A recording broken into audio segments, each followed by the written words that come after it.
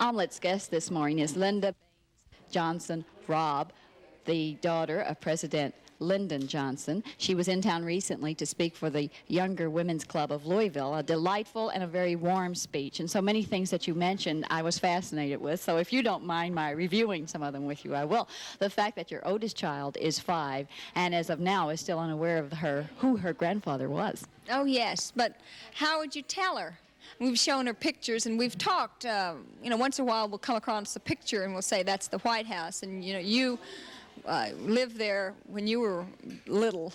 But it just hasn't come about yet. There's no opportunity to tell her, really. But now when the President Truman, you said when he died, you explained some of this to her. Well, when President Truman died, we explained that tried to explain what the president was, and that we loved him very much, and we were sad about it. But of course, at that time, my father hadn't died, but we just didn't see any point, really, in saying, your grandfather was president, too. Well, Lynda, I think I like the answer you gave earlier better. What was that you said in your speech? You didn't want her to feel... Well, I didn't want her to feel that she was important. Not yet, anyway. The question was asked how you've adjusted, and it was a terrific adjustment to go back to private life. Before I ask you about that, how private is your life now? Do many people recognize you as you travel?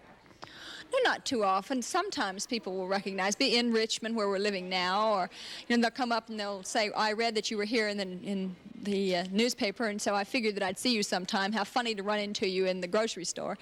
But people are very nice, and by and large, they don't say anything bad. The other day I was on an airplane, and someone decided to vent their anger at my father and mother on me. I wish they hadn't recognized me, but basically, people are very, very nice, and I have no problem. Do you have to learn how not to be too sensitive while you were in the limelight at the peak of notoriety? Do you learn to build a shield around yourself and not to be so conscious of what everyone is saying or writing? No, I think I'm very conscious, and I still get my feelings hurt, and it upsets me when I'm quoted incorrectly or when I feel that it's been unjust, but nothing I can do about it. I shouldn't feel that way, but I still do. I thought you made some interesting insights in your speech about the men in the Secret Service, and all of us, I think, are fascinated by how closely they follow you, and what are they really like? Your opinions seem to come across that they're pretty warm, human people. Is that true? Mine were. I can't speak for all of them, but mine couldn't have been nicer. They did, of course, what security that was proper, but they in no way tried to interfere with my life. I mean, they would say, do what you're going to do, and we'll try to build our security around it. Now, sometimes they would say, I don't think you should go here because there's some problem.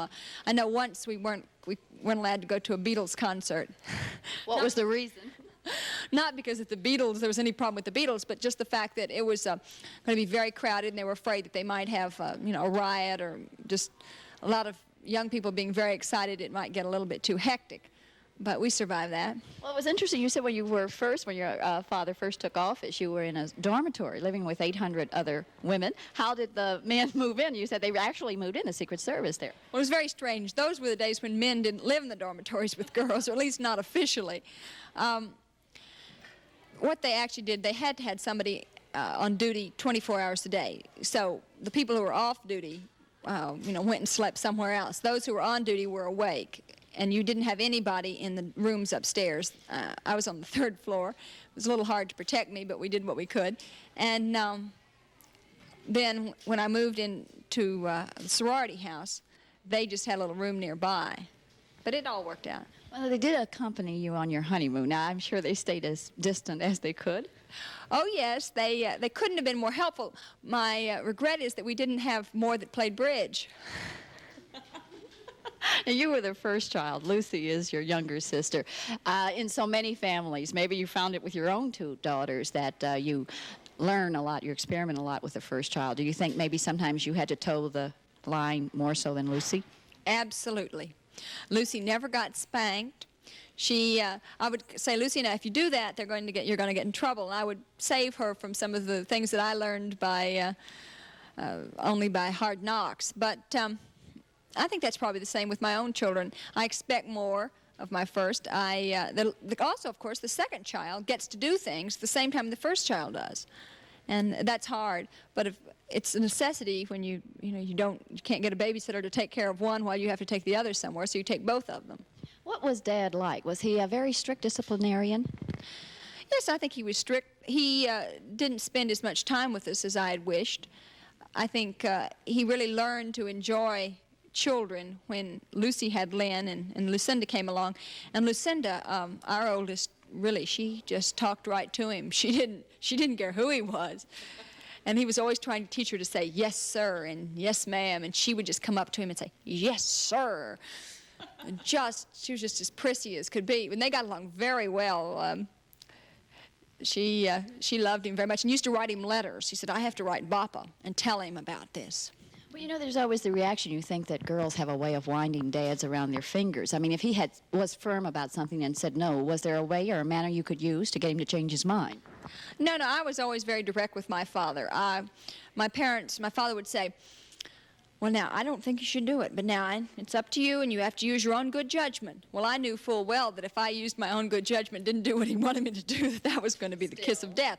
So I wouldn't do it. Lucy would go and do it, whatever she wanted to do, and then, not ask them. And then after she did it, and she got in trouble, or at least they fussed at her, she'd say, I didn't know you didn't want me to do that. Well, they couldn't do anything. It was fait accompli at that point. You weren't resentful, were you, of Lucy with all of this change around? Well, she's so cute. It's hard to be. We're very close, but I'll have to say that I did think sometimes that I got a bum rap. It was a little unfair there at times. I know you're a contributing editor for Ladies' Home Journal, and you've done a wide assortment of writing there on all types of subjects. Do you enjoy that? Yes. It gives me an opportunity to travel some, and it gives me another dimension to my life other than just husband and children.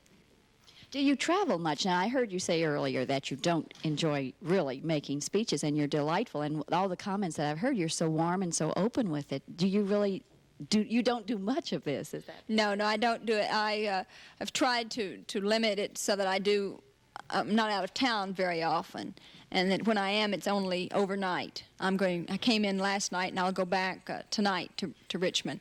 But I don't want to really be away from my children that much.